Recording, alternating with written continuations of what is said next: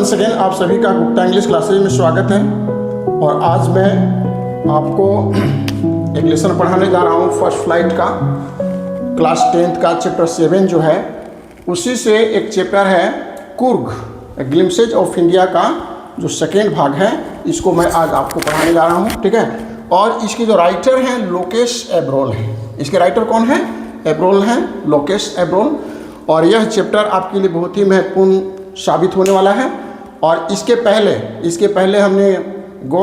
पहले baker of Goa आपको हम पढ़ा चुके हैं, गोवा का भ्रमण भी कर चुके हैं। अब गोवा के साउथ में एक कर्नाटक का जो जगह है वहीं से रिलेटेड है, कुर्ग के बारे में आज हम लोग पढ़ने जा रहे हैं। और कुर्ग जो लेसन है वह भी आपके लिए एक बहुत ही महत्वपूर्ण चैप्टर है। इसके राइटर जो हैं लोकेश एब्रोल, यह जो राइटर हैं अपने ट्रेवलॉग के लिए, अपनी यात्रा वृत्तांत के लिए काफ़ी जाने जाते हैं। और अपने जर्नी के बारे में, अपने ट्रेवल के बारे में उन्होंने बहुत कुछ लिखा है और उसका वर्णन किया है। तो आइए इसको देखते हैं। यह जो लेसन है हमारा, इसके राइटर हैं लोकेश एब्रोल। इसको आप नोट करेंगे, ठीक है। लोकेश एब्रोल जो है इसके राइटर हैं, ठीक है। अब यह क्या है? Travelogue style pen picture of Coorg Kodagu, ठीक है। ये जो कुर्ग है उसका दूसरा नाम कोडेगू भी है। इसको कोडेगू भी वहाँ पर कहा जाता है, ऐसे कुर्ग के नाम से ज़्यादा मशहूर है। तो ट्रेवलॉग स्टाइल, यह जो स्टोरी लिखी गई है, जो कहानी है इसमें, यह एक ट्रेवलॉग के रूप में है। ट्रेवलॉग क्या होता है? एक सफ़रनामा है ना। ट्रेवलॉग जो होता है एक सफ़रनामा को कहा जाता है, यात्रा वृत्तांत को कहा जाता है। तो जिस तरह से सफ़रनामा ट्रेवलॉग लिखा जाता है, उसी स्टाइल में एकदम लाइव तस्वीर जो है आपके सामने प्रस्तुत किया जा रहा है। और पेन पिक्चर जो है आपको दिखलाने की कोशिश की जा रही है कि कुर्ग की ब्यूटी कैसी है, वहाँ के लोग कैसी है, वहाँ की आबो हवा कैसी है, सारा कुछ आज हम लोग देखने वाले हैं, ठीक है।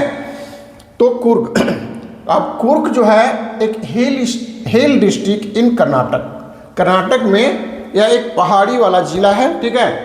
कुर्ग हिल डिस्ट्रिक्ट इन कर्नाटक है ना, कर्नाटक में यह हिल वाला डिस्ट्रिक्ट है, ठीक है। और यह जो है मैसूर और मैंगलोर के बीच में है, इसको नोट करेंगे। इसका लोकेशन जो है मैसूर और मैंगलोर के बीच में है। समुद्र का जो तटीय भाग है उसमें मैसूर और जो मैंगलोर है उसके बीच में इसका लोकेशन पड़ता है, ठीक है। तो इसके लोकेशन को हम लोग समझ गए कि कर्नाटक में यह एक हिल का डिस्ट्रिक्ट है। चलिए अब यहाँ पर देखेंगे कि वहाँ की जो खूबसूरती है, वहाँ का जो नेचर है वह कैसा होने वाला है। आई कैचिंग एवरग्रीन फॉरेस्ट, वहाँ पर जो एवरग्रीन फॉरेस्ट है आई कैचिंग है, वहाँ की सुंदरता काफ़ी सुंदर है। आप जियोग्राफी की क्लास में पढ़े होंगे एवरग्रीन फॉरेस्ट क्या होता है। एवरग्रीन फॉरेस्ट का मतलब वह फॉरेस्ट जो हमेशा सदाबहार रहता है, हमेशा हरियाली उसमें रहती है, इसको एवरग्रीन फॉरेस्ट। कॉफ़ी प्लांटेशन, वहाँ पर कॉफ़ी का प्लांटेशन भी देखने को मिलता है, मसाले भी वहाँ काफ़ी होते हैं। एंड प्लीजेंट क्लाइमेट, वहाँ की जलवायु जो है, वहाँ की आबो हवा जो है बहुत ही सुंदर है, ठीक है। कभी मौका मिले तो वहाँ आपको भ्रमण करने अवश्य जाना चाहिए। ऐसे तो मैं आपको भ्रमण करा ही रहा हूँ, ठीक है। चलिए आगे देखते हैं। वहाँ के जो बहादुर लोग हैं काफ़ी मशहूर हैं। People known for bravery and hospitality, वहाँ के जो लोग हैं अपनी बहादुरी के लिए और हॉस्पिटैलिटी के लिए जाने जाते हैं। बहादुरी तो आप समझ गए, हॉस्पिटैलिटी का मतलब होता है आतिथ्य सत्कार, है ना। वे अपने अतिथियों के लिए जान की परवाह भी नहीं करते और उनका खूब दिल खोल कर स्वागत करते हैं। तो इसको कहा जाता है हॉस्पिटैलिटी, ओके। अब लेखक ने हमको ये भी बताया है, 3 तरह का उसने ओरिजिन बताया है कि यहाँ के लोग जो हैं साउथ में, कर्नाटक में, वहाँ पर उन्होंने उनके उत्पत्ति के बारे में, उनके ओरिजिन के बारे में 3 कहानी बताई है।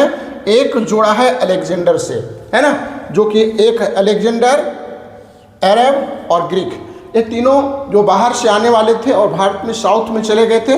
फिर साउथ में आने के बाद ये तीनों वहाँ पर सेटल हो गए, ठीक है। और फिर वे वहाँ पर परमानेंट रह कर के वहाँ के लोगों से अपना संपर्क बढ़ाया, वैवाहिक संबंध स्थापित किए और वहाँ के कल्चर में बिल्कुल घुल मिल गए।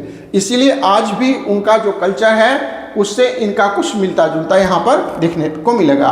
उनका पहनावा, उनका खान पान, शादी विवाह के रीति रिवाज, सारा कुछ उनसे मिलता जुलता दिखलाई देगा। अब आइए देखते हैं first army chief of India, first army chief of India, ठीक है, फर्स्ट आर्मी चीफ। यह बहुत ही सुंदर संजोग है कि first army chief of India general Cariappa, GK के बुक में आप सुने होंगे कि हमारे जो फर्स्ट आर्मी चीफ हैं इंडिया के, उनका नाम था जनरल करियप्पा, ठीक है। वे कुर्ग से ही संबंधित थे, वे कुर्गी ही थे, वे कुर्ग के ही रहने वाले थे। आप समझ जाइए, अभी आपको बताया है कि कुर्ग पीपल जो होते हैं अपनी ब्रेवरी के लिए जाने जाते हैं, हॉस्पिटैलिटी के लिए जाने जाते हैं। तो हमारे जनरल साहब जनरल करियप्पा जो थे वहीं के थे, वहीं कुर्ग के वासी थे, और वे भारत के फर्स्ट आर्मी चीफ बनने का गौरव उनको प्राप्त हुआ, ठीक है। तो इसको आप नोट करिएगा जनरल करियप्पा के बारे में, ठीक है। चलिए आगे देखो, अमेजिंग बर्ड्स, यहाँ का जो वाइल्ड लाइफ है, वाइल्ड लाइफ का माने वन्य जीव जंतुओं से रिलेटेड है, तो वहाँ का जो वाइल्ड लाइफ है ना वो भी अमेजिंग है। वहाँ पर अमेजिंग बर्ड्स मिलेंगे, बटरफ्लाई, मकाकू, एलिफेंट, है ना, और बहुत तरह के जीव जंतु वहाँ पर जंगलों में काफ़ी भरे हुए हैं। और वहाँ की नदी जो है द रिवर कावेरी काफ़ी फेमस है, जिसका ओरिजिन जो है वहाँ की पहाड़ियों से हुआ है, और वहाँ की पहाड़ियों से ही उनको पानी मिलता है। तो वह रिवर कावेरी का जो दृश्य है ना वह टूरिस्ट को आकर्षित करता है। और gets water from hill and full of mahseer, है ना, वहाँ की जो नदी है कावेरी, वहाँ पर एक मछली है फ्रेश वाटर का, ठीक है, जिसका नाम है महशीर, ठीक है। वह बहुत ही महत्वपूर्ण मछली है वहाँ के लिए, और फ्रेश वाटर में पाया जाता है, और बहुत ही फेमस मछली का नाम है, ठीक है। और वहाँ पर किंग फिशर एक बर्ड है, उसको पकड़ने के लिए, झपट्टा मारने के लिए जो दृश्य उत्पन्न करता है वह टूरिस्ट को बार बार आकर्षित करता है। तो कावेरी में एक और आपको दृश्य मिलेगा देखने के लिए, वह है सीन बाथिंग एलिफेंट। वहाँ पर महावत जो होता है, हाथी का जो ड्राइवर होता है उसको महावत कहते हैं, उसको नियंत्रित करता है, ठीक है। तो वह जो है कावेरी नदी में अपने हाथी के साथ खेल रहा है, और नदी में उसको स्नान करा रहा है, बाथिंग करा रहा है, ठीक है। तो बाथिंग एलिफेंट सीन जो है वह काफ़ी आई कैचिंग है, बहुत ही महत्वपूर्ण है। चलिए आगे देखते हैं हम लोग। Ideal place for river rafting, वह जो क्षेत्र है वह कुर्ग जो है एडवेंचर के लिए काफ़ी मशहूर है ना। वहाँ पर जो एडवेंचर के शौकीन हैं वे हमेशा वहाँ जाते रहते हैं। वहाँ पर जाकर के आप रिवर कैफ्टिंग का एंजॉय कर सकते हैं, कैनोइंग कर सकते हैं, रैपलिंग कर सकते हैं, रॉक क्लाइंबिंग कर सकते हैं। अब इसके बारे में थोड़ा बता दूं, राफ्टिंग क्या होता है। राफ्टिंग जो होता है लकड़ी का एक पटरा होता है, और उस पर बांस वगैरह रख कर के एक पानी में तैरने का जैसा बना दिया जाता है, और उसी पर पूरे नदी में भ्रमण किया जाता है, उसको राफ्टिंग कहा जाता है। कैनोइंग क्या होता है, एक डोंगी छोटी लंबी नाव होती है पतली सी, ठीक है, तो उसको उसकी जो सवारी की जाती है उसको कैनोइंग कहा जाता है, ठीक है। रैपलिंग क्या होता है, जो हाई माउंटेन्स हैं वहाँ से नीचे डाउन की ओर रस्सी के सहारे नीचे उतरने की जो क्रिया होती है उसको रैपलिंग कहा जाता है। और रॉक क्लाइंबिंग आप लोग समझते हैं, पहाड़ पर चढ़ने का जो काम है। तो इस तरह से यहाँ पर जो एडवेंचर के जो शौकीन हैं वे जाकर के वहाँ का आनंद उठा सकते हैं, और टूरिस्ट के लिए वह तो स्वर्ग है ही, ठीक है। अब देखिए, अब हम लोग को ये जानना है कि वहाँ लेखक ने हमको बताया है कि वहाँ पर जो विजिट का जो सबसे सुटेबल टाइम है वह क्या है। तो वहाँ का जो सबसे बेस्ट टाइम फॉर विजिट है सितंबर टू मार्च। सितंबर तब तक आपका मानसून ख़त्म हो जाता है, तो सितंबर से लेकर मार्च तक का जो महीना है वह सबसे सुंदर समय होता है वहाँ पर विजिट करने के लिए। और अपनी जब यात्रा का प्लानिंग करेंगे तो इसके टाइम का जरूर ख्याल कर लेंगे कि सितंबर टू मार्च में हमको जाना वहाँ पर काफ़ी सुरक्षित रहेगा। अब आगे देखिए, लेखक ने कुर्ग का पेन पिक्चर दिया है, एकदम लाइव तस्वीर खींच करके हमारे सामने प्रस्तुत किया है शब्दों में। और लेखक ने उसको हेवन ऑफ द अर्थ कहा। हेवन ऑन, हेवन का मतलब स्वर्ग होता है, हेवन ऑन अर्थ उसको कहा गया है, ठीक है। और natural beauty, adventure, bravery and hospitality, वहाँ पर जो चाहिए आपको, अगर ब्यूटी चाहिए तो नेचुरल ब्यूटी की, एडवेंचर के शौकीन है तो वो भी आपका स्वागत है। और अगर वहाँ पर खाने पीने के शौकीन है तो वहाँ पर लोग हॉस्पिटैलिटी के लिए काफ़ी जाने जाते हैं। आप आराम से जाकर के वहाँ इंजॉय कर सकते हैं। और वहाँ के जो बहादुर लोग हैं, ठीक है, उनको स्पेशल नाम दिया गया है, उसको कहा जाता है कोडाबूज, है ना। वो कोडाबूज वहाँ के जो लोग बहादुर लोग हैं। और इंडिया में वे मात्र ऐसे लोग हैं जिनको आर्म्स लेकर खुलेआम बिना लाइसेंस के आर्म लेकर घूमने की उनको आज़ादी दी गई है, ठीक है। Kodavas are the only people in India permitted to carry fire arms. Fire arms का मतलब गन लेकर के घूमने की उनको पूरी आज़ादी है बिना लाइसेंस के, है ना। और देखिए अब आगे हम लोग थोड़ा बढ़ेंगे। India's largest Tibetan settlement is also near Coorg in Bylakuppe, है ना। कुर्ग के पास एक बायलाकुप्पे नामक जगह है, वहाँ से आप भारत का सबसे बड़ा टिबेटन सेटलमेंट को भी देख सकते हैं। तो इस तरह से आज हमने लेसन का जो दूसरा भाग है ग्लिम्सेस ऑफ इंडिया का, उसमें हमने कोशिश की है एक तस्वीर प्रस्तुत करने की कुर्ग का, और आपको हमने एक आपको भ्रमण कराने की कोशिश की है, वहाँ का जीवंत जो चित्र है उसको प्रस्तुत करने की कोशिश की है। आपने इसको एंजॉयमेंट किया होगा। अब आइए कुछ जो वोकैब है इसको हम लोग देखते हैं कि इस लेसन में जो इम्पोर्टेंट वर्ड्स कौन कौन है। हेवन, HEAVEN, हेवन को कहा जाता है स्वर्ग, ठीक है। दूसरा वर्ड है ब्रिज, BREEZE, ब्रिज। ब्रिज का मतलब होता है जेंटल विंड, ठंडी हवा, हल्की हवा। एक वर्ड है मिस्ट, MIST, मिस्ट को कहते हैं कोहरा, थिन फॉग। नेक्स्ट है डिसेंडेड, DESCENDED, डिसेंडेड का मतलब होता है केम फ्रॉम एंसेस्टर्स, इसका मतलब होता है वंश या कुल। इसका जो वोकैब है हमने शॉर्ट वीडियो में भी इसको डाल दिया है, आप चाहें तो इसका पूरा डिटेल वहाँ देख सकते हैं, ठीक है।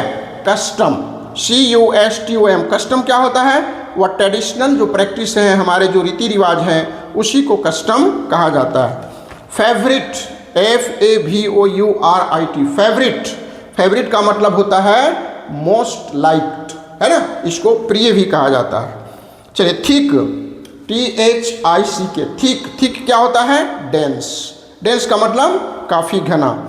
करेज, COURAGE, करेज का मतलब होता है ब्रेवरी, है ना। कैनोपी, कैनोपी क्या होता है, covering formed by the branches, वहाँ के घने जंगलों में आप देखेंगे कि पेड़ जो है एक आपस में काफ़ी पेड़ों की शाखा जो है एकदम छत की तरह उसको ढक करके बना दिया है, ठीक है। Covering form by the branches, पेड़ की जो डालियां है ना उससे एक छतनुमा जगह बन गया है, इसी को वहाँ पर कैनोपी कहा जाता है। और उस पर एक से एक जीव जंतु वहाँ पर रहते हैं। मिडवे, मिडवे का मतलब होता है इन द मिडिल, बीच में, ठीक है। तो इस तरह से आपका वोकैब हो गया। अब आइए इस लेसन से संबंधित जो इम्पोर्टेंट क्वेश्चंस जो परीक्षाओं में पूछे गए हैं उसके बारे में थोड़ी चर्चा कर लें। सबसे पहले है वेयर इज कुर्ग, कुर्ग जो है कहाँ पर है। तो कुर्ग का लोकेशन आपको बताया गया है कि कर्नाटक में मैंगलोर और मैसूर के बीच में है, जो तटीय जो क्षेत्र है मैसूर और मैंगलोर उसके बीच में इसका लोकेशन है, ठीक है। तो district of Karnataka is situated Midway between Mysore in the coastal town of Mangalore, ठीक है। यह कहाँ पर लोकेटेड है, इससे रिलेटेड क्वेश्चन है। दूसरा एक क्वेश्चन ये महत्वपूर्ण है कि why is Coorg called the land of rolling hills, है ना। कुर्ग को रोलिंग हिल्स क्यों कहा गया है, कुर्ग को रोलिंग हिल्स कहा, तो वहाँ की जो पहाड़ियों की जो बनावट है, वहाँ का जो लैंडस्केप है वह काफ़ी ऊंचा नीचा है ना, ऊंचा नीचा है, जिसकी वजह से इसको लैंड ऑफ रोलिंग कहा गया है। Coorg is called the land of rolling hill because is surrounded by such hills, ऐसे अप और डाउन वाले जो हिल हैं उससे वह काफ़ी घिरा हुआ है, ठीक है। चलिए नेक्स्ट क्वेश्चन देखते हैं। What proves Kodava, what proves Kodavas people Arab descent. अवे उनका अभी बताया गया था कि अरब से उनका नाता जो है जोड़ा गया है, तो कैसे पता चलता है कि वे अरब से रिलेटेड है, ठीक है। तो इसको बताने के लिए आपको बताते हैं कुर्ग्स और the Kodavas wear a long black coat, ठीक है। एक लंबा काला कोट पहनते हैं और एक बेल्ट लगाते हैं, ठीक है, और उसमें जड़ी किया रहता है। तो वह जो है एक पहचान है अरबों का, ठीक है। और उसको कहा जाता है keffiyeh, KUFFI, keffiyeh, own by the Arabs and course. अभी भी अरबवासी जो है उस तरह का बेल्ट को पहनते हैं और काला ड्रेस उनका पहनावा है। दिस प्रूव्स, यह साबित करता है, उनका जो पहनावा है यह साबित करता है कि वे अरब डिसेंट से उनका नाता है, ठीक है। चलिए एक क्वेश्चन और देखते हैं। How is Coorg tradition of courage and bravery recognise in modern India. तो आधुनिक भारत में वहाँ के जो बहादुरी है, वहाँ के जो अभी बताया गया वीरता का, है ना, तो वहाँ का कोई उदाहरण आपके पास है कि नहीं, तो इसको आपको लिखना है। The people of Coorg have tradition of courage and bravery. वहाँ के लोगों में नस नस में बहादुरी जो है भरा हुआ है। Coorg regiment is one of the most decorated in Indian army. वहाँ की जो रेजिमेंट है कुर्ग का, वह काफ़ी फेमस है। और आपको पता होना चाहिए कि जो हमारे फर्स्ट आर्मी चीफ थे करियप्पा साहब, जिसका नाम यहाँ पर आया है जनरल करियप्पा, है ना, वे भी एक कुर्गवासी ही थे, कुर्ग के ही रहने वाले थे। The Kodavas are the only people in the country who required have no license for their fire arms. और वहाँ पर आपको ये पता होना चाहिए कोडाबूस जो वहाँ के जो लोग बहादुर लोग हैं, उनको अभी भी बिना लाइसेंस के आर्म्स लेकर घूमने की आज़ादी है। तो इस तरह से अभी हमने आपको महत्वपूर्ण प्रश्न, वोकैब और इसका समरी देने का कोशिश किया। तो हमारे स्टूडेंट्स इसके जो महत्वपूर्ण बातें हैं उसको आप नोट कर लेंगे कॉपी में और अपना प्रश्नोत्तर बनाने की कोशिश करेंगे। और आगे वाले वीडियो में और कुछ मैं प्रश्नोत्तर भी आपको देने की कोशिश करूँगा। और आप अच्छी से परीक्षा की तैयारी कीजिए और हम उम्मीद करते हैं आपको परीक्षा में अच्छे से अच्छे अंक प्राप्त होंगे। That's all for today. God bless you. Thank you.